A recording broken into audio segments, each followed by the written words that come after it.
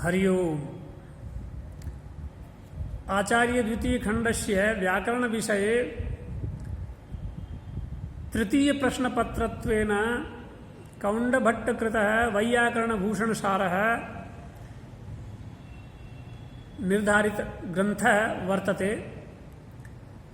तत्र धात्वर्थ विषये गत 10 दिवसेषु अस्माभिः चर्चा कृता वर्तते, क्रियमाणा वर्तते। तत्र फल व्यापारयोर धातुराश्रये तु तिङ् स्मृताः फले प्रधानं व्यापारस्तिङ्गर्थस्तु विशेषणम् इति कारिकायां प्रथम चरणे फल व्यापारयो धातु अर्थात धात्वर्थः फल व्यापारौ इति निरूपितम्। इदानीम् आश्रये तु तिङ् स्मृताः इति निरूप्यते। तत्र यस्तन दिवसे आश्रय है तिङ्गर्थ है इति प्रसंगे फलाश्रय व्यापाराश्रय अर्थात कर्ता कर्म च तिङ्गर्थ है अर्थात अथवा तिङ्गर्थभूतौ इति निरूपितम्। तत्र प्रश्न आसीत् यत् अनयोः सूत्र अनयोः कर्तृकर्मणोः आख्यातार्थत्वे किं मानम्। तदानीम् उक्तम् आसीत् प्रतीतेः तो का दैव प्रतीतेः प्रतीति प्रमाणं नास्ति लक्षणया आक्षेपात् प्रथमान्तात् पताद् वा प्रतीति संभवात्। तदानीं पुनः अग्रे उक्तं यत् लय कर्मणि च भावे च आकर्मकेभ्यः इति सूत्रमेव अत्र प्रमाणम्। यतो हि लकाराः कर्तरि कर्मणि भावे च विधीयन्ते। अत्र सूत्रे कर्तरिकृत इति सूत्रात् कर्तरि इति पदम् अनुकृष्यते। अतः सकर्मकेभ्यः धातुभ्यः कर्तरि कर्मणि च लकारा विधीयन्ते, अकर्मकेभ्यश्च धातुभ्यः कर्तरि भावे च लकारा विधीयन्ते इत्येवं सूत्रस्यार्थो भवति। तत्र कर्तरि कर्मणि लकारा भवन्ति इत्युक्ते लकारस्य स्थाने ये तिङ्गादयः भवन्ति, तिङ्गादेशाः भवन्ति, तेषामपि अर्थः कर्ता कर्म च सिद्ध्यति। अतः अनयोः प्रमाणम् अर्थात कर्तृकर्मणोः तिङ्गर्थत्वे प्रमाणं लश् कर्मणि च भावे च कर्मकेभ्यः इति सूत्रमेव अस्ति इत्युक्तम्।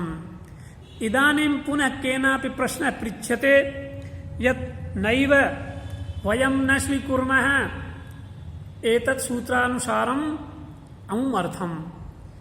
इस सूत्र के अनुसार हम इस अर्थ को स्वीकार नहीं करेंगे कि कर्ता में और कर्म अर्थ में लकार होता है। तो क्या क्यों नहीं मानोगे? सूत्र में लिखा है लय कर्मणि च भावे च कर्मकेभ्यः और वहां कर्तरि पद आता है अनुकृष्टि से।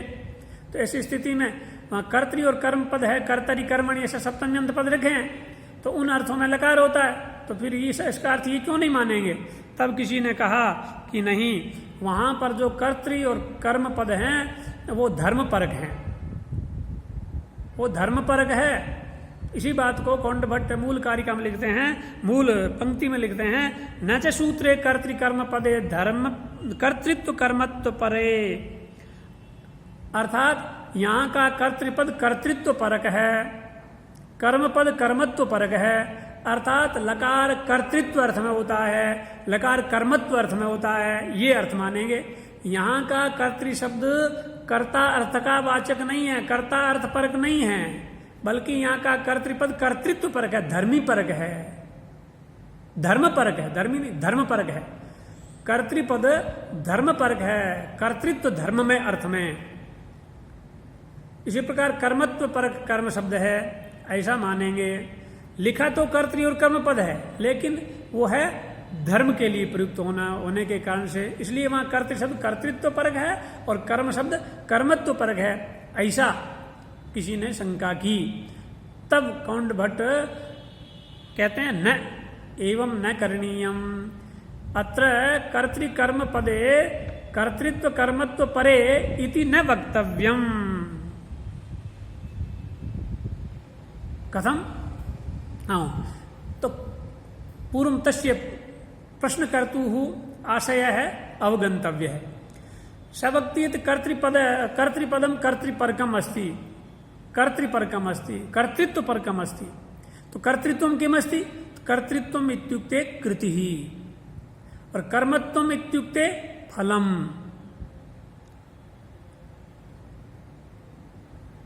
कर्तृत्वम इत्युक्ते भवति कृति ही, अर्थात व्यापार, और कर्म का अर्थ होता है फल। कर्म यदि कर्मत्व अर्थ में प्रयुक्त हुआ तो कर्मत्व मन फल।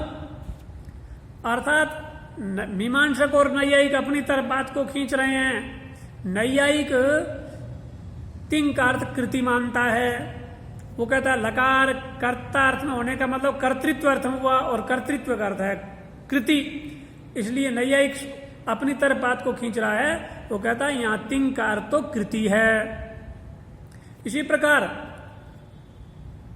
कर्म शब्द कर्मत्व परक मान करके जब व्याख्या करते हैं तो कर्मत्व का मतलब होता है फल, अर्थात तिंग का अर्थ हो गया फल, ऐसा कह रहे हैं। अर्थात लकार कर्ता और कर्म में होते हैं ये अर्थ नहीं है, बल्कि लकार कर्तृत्व अर्थात कृति अर्थ में, कर्मत्व अर्थात फल अर्थ में होता है। अर्थात लकार का अर्थ है कृति और फल, ऐसा ये प्रश्नकर्ता कहना चाहता है। उसकी उस बात का खंडन करने के लिए कौंड भट्ट लिखते हैं न च कर्तृकर्म पदे कर्तृत्व कर्मत्व परे तथा च कर्तृत्वम कृति ही कर्मत्वंच फलमेवार्थोस्तु इति वाच्यम इति संख्यम। तो कहा इति न संख्यम, ऐसी शंका नहीं करें। कहा क्यों? कहा ये आप गलत व्याख्या कर रहे हैं, क्योंकि यदि यहाँ कर्तृ शब्द कर्तृत्व परक हो और कर्तृत्व का अर्थ जैसा कि आप कृति बता रहे हैं, कृति का मतलब होता है व्यापार, तो वो व्यापार तो धातु से लभ्य है। धातु ने उस अर्थ को कह दिया गया, फल व्यापार है और धातु ऐसा कहा गया। और कर्मत्व परक कर्म शब्द को मान करके आप कर्मत्व का मतलब फल करते हैं, अर्थात लकार फल में होता है, फल अर्थ में होता है, ऐसा भी आप कहते हैं, तो ये भी गड़बड़ कह रहे हैं, क्योंकि ये फल भी धातु लभ्य है। इसलिए कहते हैं इति न संख्यम। का कथम न संख्यम? का फल व्यापारयो हो, फल और व्यापार दोनों धातु लभ्यत्वेन, धातु से लभ्य हो जाने के कारण से लकारस्य पुनस्तत्र शक्ति कल्पना योगात, लकारस्य पुनः तत्र फल व्यापारयो हो, फल व्यापार विषय शक्ति कल्पना योगात, शक्ति कल्पनस्य अनौचित्यात्। अर्थात यदि आप यहां तिंग का अर्थ कर्तृत्व और कर्मत्व में मानते हैं, कर्मत्व अर्थ मानते हैं, तो कर्तृत्व अर्थ व्यापार और कर्मत्व मन फल, ये सिद्ध हुआ। और ये बात ठीक नहीं है, क्यों कि फल और व्यापार तो धातु लभ्य हैं, और शब्द का अर्थ कौन होता है? अनन्य लभ्य शब्दार्थ हुआ करता है, अनन्य लभ्यो ही शब्दार्थ है। यह अर्थ है अन्यस्मात् शब्दात् न उपलभ्यते, स अर्थ है प्रस्तुत प्रकृतस्य शब्दस्य भवति इत्ययं नियम है। अर्थात जिस शब्द का हम प्रसंग चलाते हैं, प्रकृत प्रसंग होता है, उस शब्द का अर्थ कौन होता है? उस शब्द का अर्थ वही होता है जो अर्थ दूसरे किसी से लभ्य नहीं हो। तो आप फल और व्यापार अर्थ बताना चाहते हैं कि तिंग का अर्थ फल और व्यापार है, ये फल और व्यापार तो धातु लभ्य हो गया, इसलिए ये अन्य लभ्य हो गया, अनन्य लभ्य नहीं है। तो फिर अनन्य लभ्य कौन हुआ? दूसरे से लब्ध कौन नहीं हुआ? कर्ता और कर्म नहीं हुआ। कर्ता और कर्म को कहने वाला कोई नहीं था, क्योंकि पहले धातु आई, धातु का अर्थ आपने फल व्यापार किया, तो फल व्यापार दोनों धातु लभ्य हो गए। अब कर्ता अर्थ की हम बात कर रहे हैं, ये कर्ता अर्थ तिंग से लभ्य है, इसलिए तिंग का अर्थ ये होगा, ऐसा कहना चाहिए। आप यदि लय कर्मणि च भावे चा कर्म के सूत्र को हम जो प्रमाण रूप में दे रहे थे, उस सूत्र में कर्त शब्द को कर्तृत्व परक और कर्म शब्द को कर्मत्व परक मान करके उसका अर्थ फल व्यापार करके तिंग का अर्थ अर्थात लकार कर्ता लकार फल और व्यापार अर्थ में होता है, ऐसी व्याख्या करना चाहते हैं तो ये व्याख्या स्वीकार्य नहीं है। क्यों कि ये फल और व्यापार दोनों धातु लभ्य हो गए। धातु लभ्य होने के कारण से पुनः उसी अर्थ को कहने के लिए लकार की शक्ति की कल्पना करना उचित नहीं है।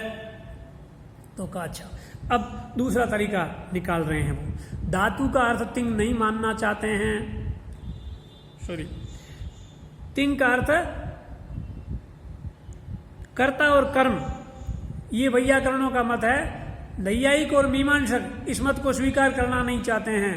वो मानते हैं कि तिंग का अर्थ कृति होता है, नैयायिक ऐसा मानता है, और मीमांसक मानता है तिंग का अर्थ भावना होता है।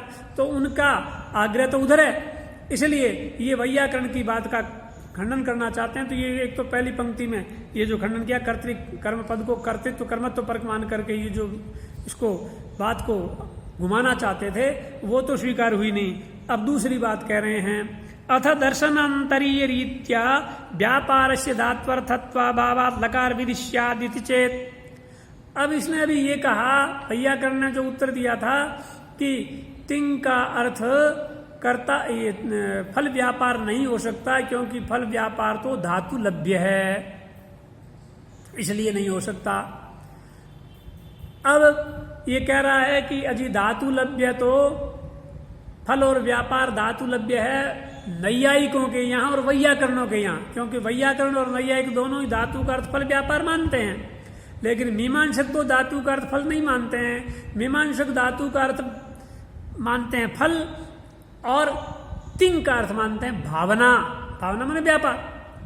तो उन मीमांसकों के मत में व्यापार जो है वो धातु लभ्य नहीं हुआ,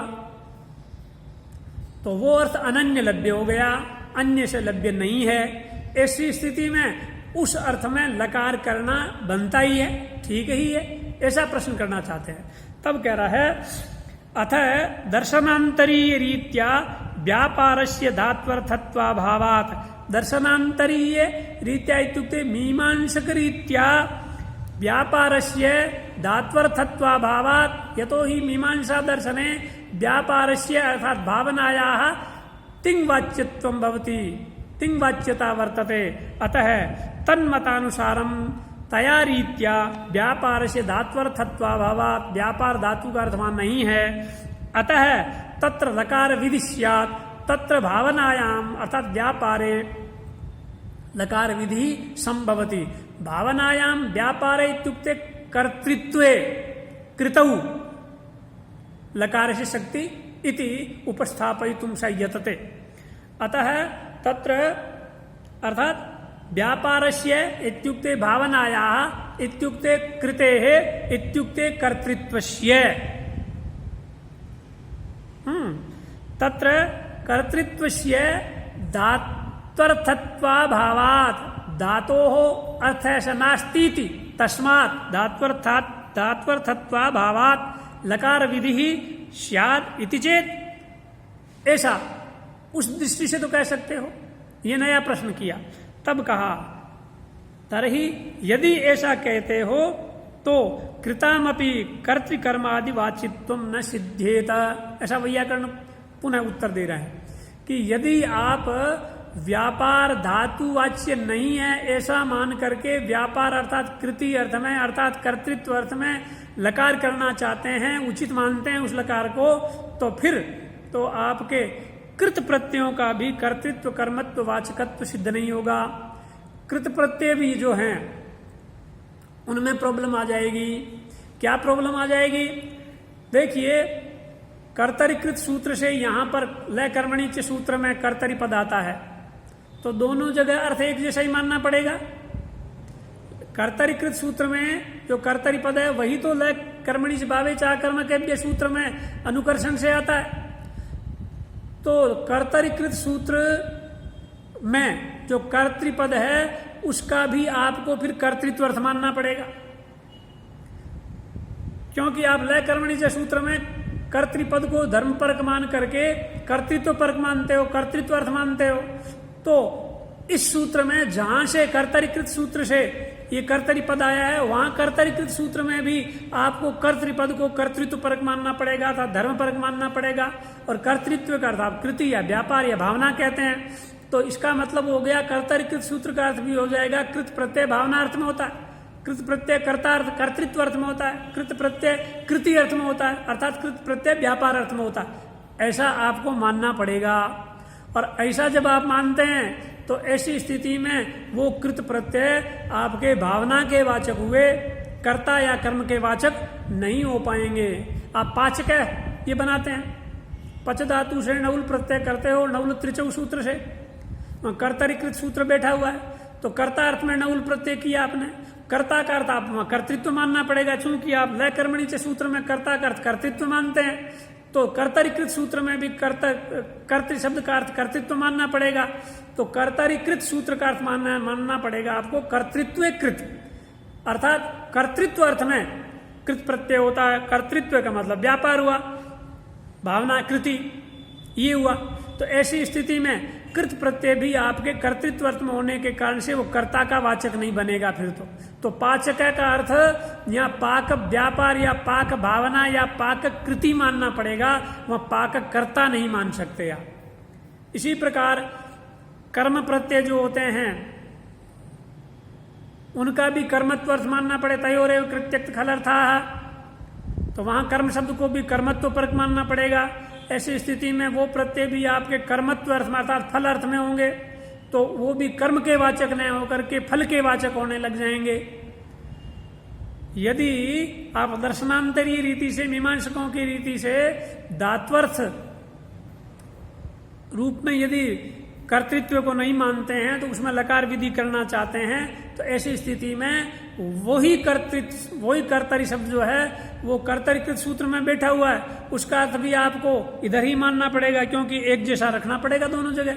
तो यहाँ कर्तरीकृत सूत्र का जो कर्तरी पद है उसका अर्थ भी कर्तृत्व मानना पड़ेगा, और कर्तृत्व का अर्थ आप कृति मानते हो, कृति का अर्थ व्यापार मानते हो, भावना मानते हो, अर्थात कृत प्रत्यय भी भावना व्यापार या कृति अर्थ में होगा। ऐसी स्थिति में ये कृत प्रत्यांत जो पाचक इत्यादि शब्द हैं वो सारे के सारे कर्ता के वाचक नहीं हो पाएंगे, कर्तृवाचक नहीं हो पाएंगे, उनका कर्तृवाच्यता नहीं रह पाएगी, कर्ता उनका वाच्य है ऐसा नहीं हो पाएगा।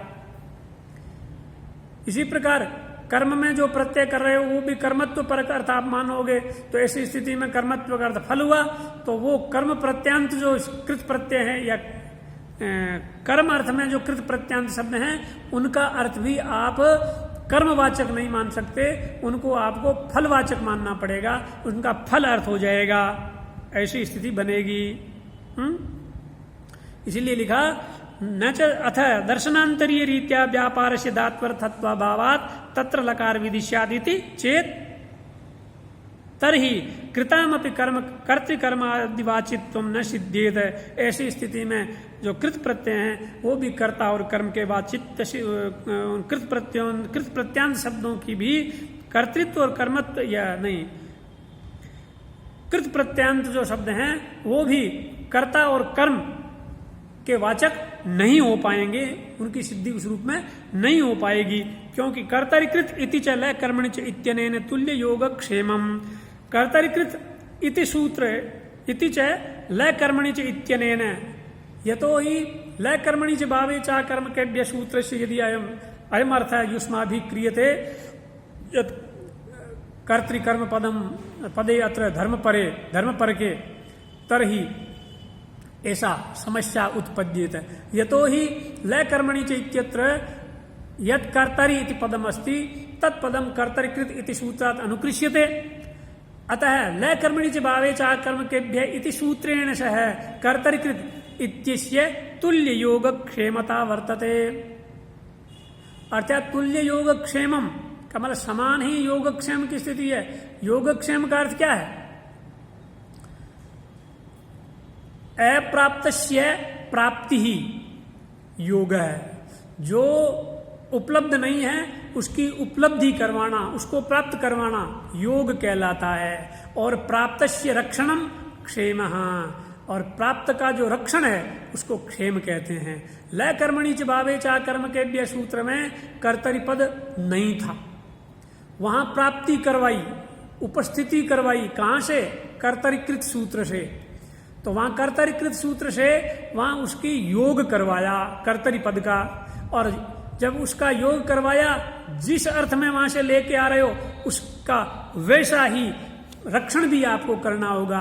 कर्तरीकृत सूत्र से आप कर्तरी लाए हो, कर्ता अर्थ में कृत प्रत्यय होता है, ये करके कर्तरीकृत सूत्र का अर्थ है कर्ता अर्थ में कृत प्रत्यय होता है, तभी तो पाचक का कर्ता अर्थ बनता है, पाक क्रिया का करने वाला। तो वहां कर्तरीकृत सूत्र में जो अर्थ है वो का वो अर्थ आपको वहां संरक्षित भी करना होगा। आप किसी जगह से कोई वस्तु लाते हो, किसी की वस्तु लेके आते हो, तो उस वस्तु को आप जैसा लेके आते हो वैसा ही उसको वापस लौटाना भी पड़ता है, आपको उसकी सुरक्षा करनी पड़ती है। तो कर्तरीकृत सूत्र से आप कर्तरी पद जिस अर्थ वाला लेके आए हो वो अर्थ वैसा का वैसा आगे ले जा करके भी रखना होगा, वहां आप चेंज नहीं कर सकते। इसलिए कर्तरीकृत सूत्र में जो अर्थ माना है वो लय कर्मणि च सूत्र में आपको रखना पड़ेगा। यदि लय कर्मणि च सूत्र में आप कर्तृत्व कर्मत्व पर अर्थ कर देते हो, कर्तृ शब्द का कर्तृत्व अर्थ कर देते हो, कर्तृत्व अर्थ कृति व्यापार या फल कर देते, ये व्यापार कृति या भावना कर देते हो, तो फिर आपको मूल में भी कर्तरीकृत सूत्र में भी वही अर्थ मान करके पहले से ही चलना होगा। तो ऐसी स्थिति में कृत प्रत्यय भी आपको कर्तृत्व अर्थ में करने पड़ेंगे, और कर्तृत्व अर्थ में आप करते नहीं हो। वैया खुद नहीं, मीमांसक भी वहां पाचक इत्यादि शब्दों का मैं नउल प्रत्यय जो कर देख रहे हो या कृत प्रत्यय जो देख रहे हो वो प्रत्यय सारे के सारे कर्ता अर्थ में हो रहे हैं या कर्म अर्थ में हो रहे हैं, ऐसा स्वीकार करते हैं। तो उसको उसी रूप में आपको इधर भी स्वीकार करना पड़ेगा। यदि आप इधर चेंज कर देते हो तो योगक्षेम की स्थिति नहीं बनती है। प्राप्त की रक्षा आप नहीं कर पा रहे हो, प्राप्त की रक्षा करवाने के लिए आपको तटस्थ रहना पड़ेगा। इसलिए कर्तरीकृत में जो अर्थ आप मानते हो, कर्तरीकृत में आप अर्थ मानते हो, कृत प्रत्यय कर्तार्थ में होते हैं, तो वो ही कर्तरी पद वहां आता है, तो वहां पर भी कर्तरी का अर्थ कर्ता ही मानना पड़ेगा। वहां कर्तरी का कर्तृत्व अर्थ नहीं मान सकते। एक ही शब्द का भिन्न भिन्न जगह पर भिन्न भिन्न अर्थ नहीं कर सकते। हाँ, भिन्न भिन्न दोनों शब्दों तो अलग बात है, लेकिन यहाँ भिन्न भिन्न नहीं, वही पद हैं। लय कर्मणि च सूत्र में कर्तरीकृत सूत्र से ही कर्तरी आता है, इसलिए कर्तरीकृत सूत्र में जो कर्तरी शब्द का अर्थ है वो का वो लय कर्मणि च सूत्र में भी कर्तरी का आपको रखना पड़ेगा। चूंकि कर्तरीकृत सूत्र में कर्तरी का अर्थ आप कर्ता अर्थ में कृत प्रत्यय होता है ये अर्थ करते हो, तो लकार भी कर्ता अर्थ में होता है ये मानना पड़ेगा, वहां कर्तृत्व अर्थ में लकार होता है। ऐसा आप वैपरीत्य नहीं कर सकते, विपरीत अर्थ नहीं कर सकते, विरुद्ध अर्थ नहीं कर सकते। इसलिए योगक्षेम की रक्षा के लिए, योगक्षेम के लिए आपको वो अर्थ मानना पड़ेगा। आगे फिर चर्चा चलेगी। ये एपिसोड अभी इतना ही होगा, समय का अभाव है। हरिओम।